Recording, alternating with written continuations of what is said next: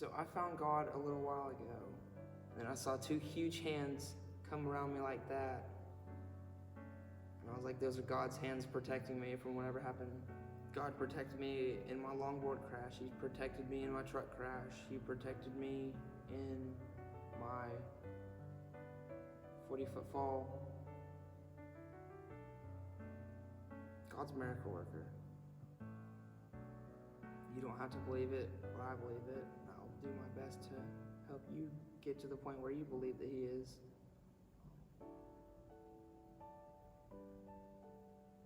So, my name's Alex Sublett. Life was not on a good track. Doing things I should not have been doing. Second time that God tried to get a hold of me and it actually worked. I was in a truck, fell asleep behind the wheel, and I crashed on the way home one night, doing 70 miles down the road, and when you hit a concrete barrier, you stop pretty quickly. But that got a hold of me, that I should have died right then and there. The airbags went off, the entire front left wheel assembly came off. So that got a hold of me going back by where I crashed my truck that same morning, the same day, going back through it with my dad in his car. I don't know, something in me just like, it got a hold of me like, hey, you need to wake up. You don't have many more chances. But after that's what got a hold of me. God had His hand in every situation without a doubt, whether I knew He was there or not. But I now know He's with me at all times. That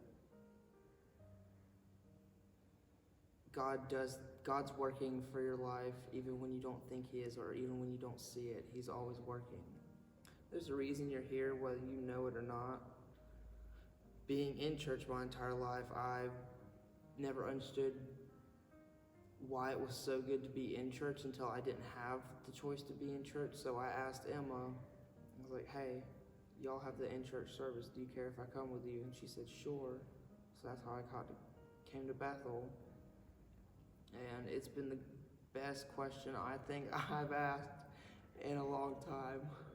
When you put your pride and ego and all that away and humble yourself and say, I need prayer, and walk up and ask. That every wrong thing that you've done in your life, from the time you were born to right now,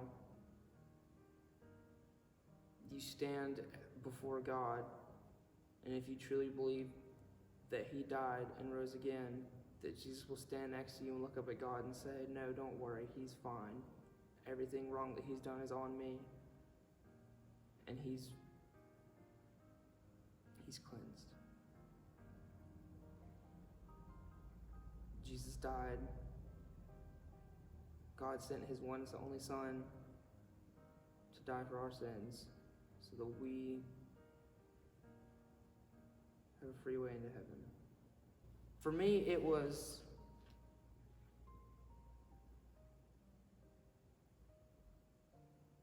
since coming back and understanding the entire reason of being Christian and being in church, I wanted to do the best that I could do to make it known. Frustrating. I didn't exactly, the stories didn't make sense for a while. Like, I've never been a reader. I haven't ever liked reading books. But actually staying committed and reading it, you understand what the stories are in there, what they're pointing to.